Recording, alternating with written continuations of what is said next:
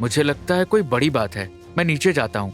पता नहीं अवनी अब कमरे का इंतजाम करने के लिए क्या कर रही होगी। ऐसा कहकर गौतम आईसीयू से बाहर निकलकर नीचे उतरने लगा। अवनी की दिलेरी देखकर फिरोज मलिक उस पर चिल्लाते हुए बोला, तू अपने आप को ज्यादा शानी समझती है लड़की, अब देख मैं तेरा क्या हश्र करता हूं। ये सुनकर गीता फिरोज के आगे गिड़गिड़ाने लगी। क्या कर रहे हैं? माफ कर दीजिए मेरी बेटी को, अगर आप उसे फेंक देंगे तो क्या होगा? मॉम, फौरन गौतम को बुलाओ और कुछ मत कीजिए। अरे उस निखट्टू को बुलाकर क्या करना है? फिरोज मलिक गीता और अवनी की चिक चिक से परेशान हो गया। उसने बोला, कौन गौतम? गौतम अवनी के पास जाने के लिए ऑलमोस्ट निकल ही गया था कि पीछे से डॉक्टर परीक्षित ने उसको बुलाते हुए कहा, गौतम वेट प्लीज, मुझे अनिल की हालत में कुछ सस्पिशियस लग रहा है, प्लीज फौरन आओ। गौतम अवनी के पास जल्द से जल्द पहुंचना चाहता था, लेकिन अनिल की चिंता ने उसे और ज्यादा परेशान कर दिया और वो भागकर अनिल के रूम में चला गया। वहीं दूसरी तरफ फिरोज मलिक के बॉडीगार्ड्स अवनी को फेंकने की पोजीशन में पकड़कर खड़े थे, लेकिन कोई भी देखने वाला उसकी मदद करने के लिए आगे नहीं बढ़ा, क्योंकि फिरोज का डर सबको था। एक बार की बात है, फिरोज मलिक के इलाके में एक आदमी उसकी गुंडागर्दी से परेशान होकर उससे बदला लेना चाहता था। वो आदमी काफी इन्फ्लुएंशियल था और उसने फिरोज मलिक से जान छुड़ाने के लिए उसको खत्म करने का प्लान बनाया।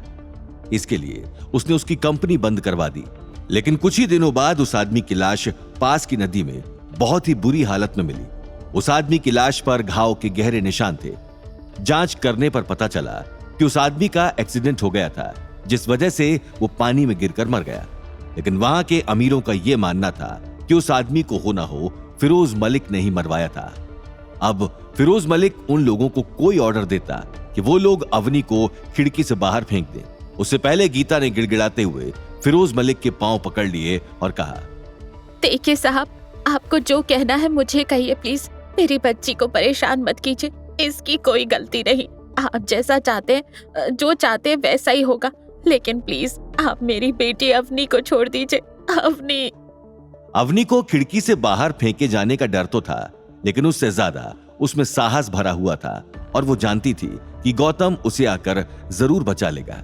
इसलिए उसने बिना डर के गीता से कहा, मॉम ये क्या तरीका है इससे बात करने का? इसके सामने मेरे लिए गिड़गिड़ाने की जरूरत नहीं है। मैंने कहा ना कि गौतम को बुलाओ, वो अपने आप इसे हैंडल कर लेगा। फिरोज मलिक गौतम का नाम सुनकर बार बार परेशान हो गया और उसने अपने सिर पर गन सहलाते हुए कहा, ये लड़की बकवास बंद कर, किसकी बात कर रही हो? कौन है तेरा पति गौतम? बुलाओ, आखिर मैं भी तो देखूं वो कौन सा 30 मार खान है।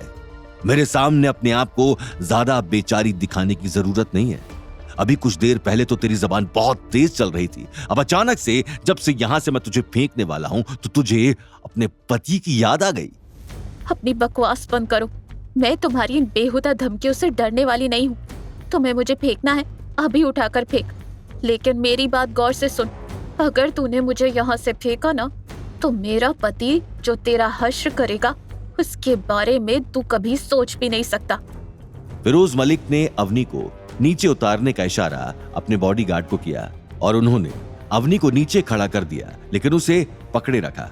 फिरोज मलिक ने हंसते हुए कहा, तुझे तो अपने पति पर बड़ा गर्व है, लेकिन ये तेरी माँ के तो मुझे कुछ और ही रंग ढंग दिखाई दे रहे हैं। इसे देखकर तो नहीं लगता कि ये तेरे पति को अपना दामाद मानती है। गौतम का नाम बार बार आने पर गीता चिल्लाई और उसने कहा, हाँ, नहीं मानती, कुछ नहीं मानती मैं उसको। वो एक निकम्मा घर जमाई है, इससे ज्यादा उसकी कोई औकात नहीं। वो सिर्फ बर्तन मांजता है, कपड़े धोता है और झाड़ू पोछा करता है, या कभी कभार हमें खाना खिलाता है। इससे ज्यादा उसकी कोई हैसियत नहीं है। फिरोज मलिक ने जोरों से हंसते हुए कहा, ओ तो ये लड़की अब घर जमाई से मुझे डराना चाह रही है। वाह वाह लड़की, वैसे तुझसे समझदार तो तेरी माँ है। कम से कम उसे पता तो है कि लोगों के बीच में भेदभाव कैसे किया जा सके, वरना तूने तो अपने घर जमाई बने हुए पति को ऐसे सर पर बैठा रखा है जैसे वो कोई तोप हो। कहाँ है तेरा पति?